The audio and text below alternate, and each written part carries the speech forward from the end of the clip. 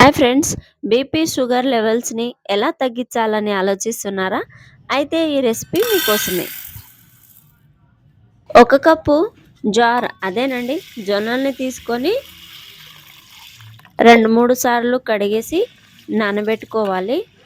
మనకి రెసిపీ అనేది రేపు కావాలి అని అనుకుంటే ఈరోజు నైట్ నానబెట్టుకోవచ్చు.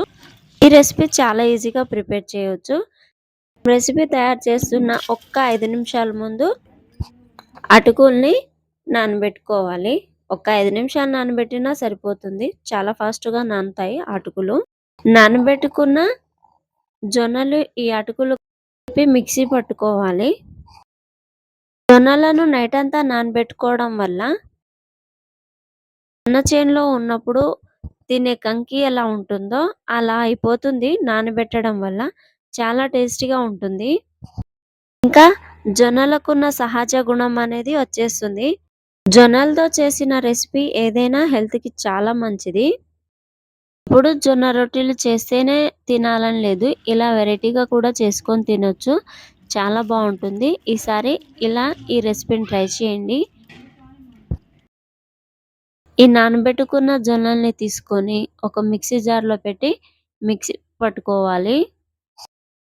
పిండి కన్సిస్టెన్సీ ఇలా ఉండేలా చూసుకోవాలి. పొయ్యి మీద కళాయి పెట్టేసి కొత్తిమీర, కరివేపాకు, ఎల్లిపాయలు, అల్లము, మిర్చి ఇవన్నీ సన్నగా కట్ చేసుకోవాలి. మీకు ఎంత పాసిబిలిటీ ఉంటే అంత చిన్నగా కట్ చేసుకోవాలి. ఒక్కొక్కటి ఎంచుకుందాము. సన్నగా కట్ చేసిన అల్లం వేసేసాక దాంట్లో ఆవాలు, జీలకర్ర, కట్ చేసి పెట్టుకున్న ఎల్లిపాయలు, ఇంకా కారానికి సరిపడా నేనైతే పచ్చిమిర్చి తీసుకుంటున్నాను. ఇంట్లో వాడే కారాన్ని బట్టి వేసుకోండి. కొద్దిగా ఎక్కువ కారం తినేవాళ్ళు కొద్దిగా ఎక్కువ మిరపకాయలు వేసుకోండి. చాలా తక్కువ తినేవాళ్ళు ఇంకా తగ్గించి వేసుకోవాలి. కారం మీరు తినే ఘాటుని బట్టి వేసుకోండి. ఇంకా ఇలా తాలింపు వేసేసాక ఆ పిండిలో ఇదంతా కలిపేసుకోవాలి. కరివేపాకు, జీలకర్ర ఈ ఫ్లేవర్ కాంబినేషన్‌లో ఈ రెసిపీ చాలా బాగుంటుంది.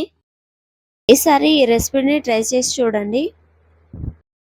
హాఫ్ టీ స్పూన్ వరకు మిరియాల పౌడరు, ఇంకా సరిపడా ఉప్పు వేసి బాగా కలుపుకోవాలి. మీరు ఇంట్లో యూజ్ చేసే కారాన్ని బట్టి కారం అయితే యాడ్ చేసుకోండి. ఇంకా దోశ పెనం మీద పిండినేసి దోశలా చేసుకోవాలి. చిన్న చిన్న దిబ్బ రొట్టెలా చేసుకుంటే చాలా బాగుంటుంది. ఇలా చిన్న చిన్నగా చేసుకోవాలి. ఈ పిండిని చాలా లైట్‌గా అయినా వేసుకోవచ్చు, లేకపోతే కొద్దిగా మందం కూడా వేసుకోవచ్చు, మీ ఇష్టం. ఇలా వేసేసాక అంచులకి ఆయిల్ అప్లై చేసుకోవాలి. ఇలా ఆయిల్ అప్లై చేసుకున్న తర్వాత దీని మీద ఏదైనా మూత లాంటిది పెట్టి వేయించుకోవాలి. ఇక్కడ యూజ్ చేసిన ప్రతి ఐటమ్ హెల్త్‌కి చాలా మంచిది. ఛానల్లో ఉన్న రెసిపీస్ కూడా హెల్త్ రిలేటెడే ఉంటాయి. చాలా బాగుంటాయి. ఎప్పుడు ఒకే రకం కాకుండా ఇలా డిఫరెంట్ రెసిపీస్ ట్రై చేస్తూ ఉండాలి. చాలా బాగుంటుంది. దీంట్లోకి కారం ఎక్కువ యూజ్ చేయడం వల్ల సపరేట్‌గా దీనికోసం ఒక కర్రీ కూడా చేయనవసరం లేదు. దీంట్లో యూజ్ చేసిన ఉప్పు, కారం అన్నీ చాలా పర్ఫెక్ట్‌గా సరిపోయింది. ఇలా ఏడెక్కిన తర్వాత ఒక్కొక్కటిగా తీసి డైరెక్ట్‌గా తినేయొచ్చు. చాలా బాగుంది. ఇలా అన్నీ ప్రిపేర్ చేసుకోవాలి. ఈ జొన్న స్పాంజ్ దోశలు చాలా బాగా వచ్చాయి. మీరు కూడా ఇలా ప్రిపేర్ చేసి చూడండి.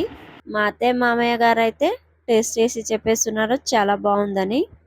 ఈ వీడియో మీకు నచ్చితే please like, share and subscribe. Thank you for watching my video.